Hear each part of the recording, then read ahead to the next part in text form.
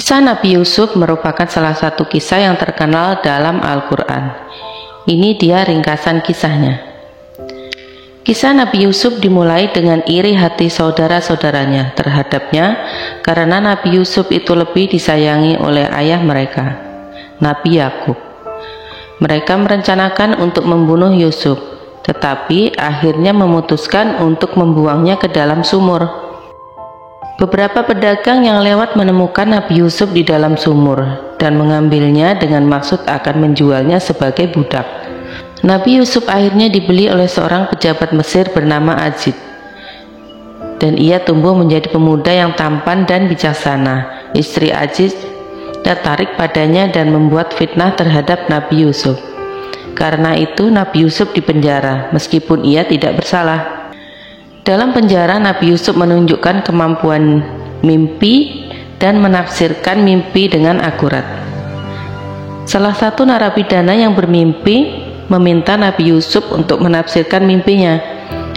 Tafsiran Nabi Yusuf kemudian menjadi kenyataan yang membuatnya dikenal oleh para penguasa. Setelah beberapa waktu, Raja Mesir bermimpi dan mengundang Nabi Yusuf untuk menafsirkan mimpinya. Nabi Yusuf mengatakan bahwa akan ada 7 tahun kelimpahan diikuti oleh 7 tahun kelaparan. Karena tafsiran ini, Raja mengangkat Nabi Yusuf sebagai penasehat dan memberikannya tanggung jawab mengelola persediaan makanan selama bertahun-tahun kelimpahan. Ketika kelaparan melanda, saudara Nabi Yusuf datang ke Mesir mencari makanan.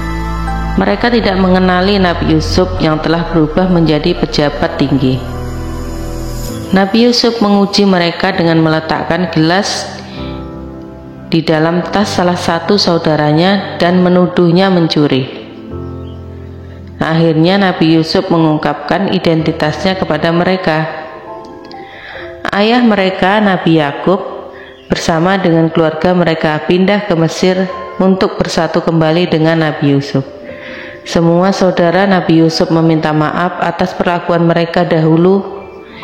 Ini mengakhiri kisah Nabi Yusuf dengan konsiliasi keluarga dan penyatuan kembali. Demikian cerita singkat kisah Nabi Yusuf tentang rencana pembunuhan dan perjalanan hidupnya yang penuh liku-liku.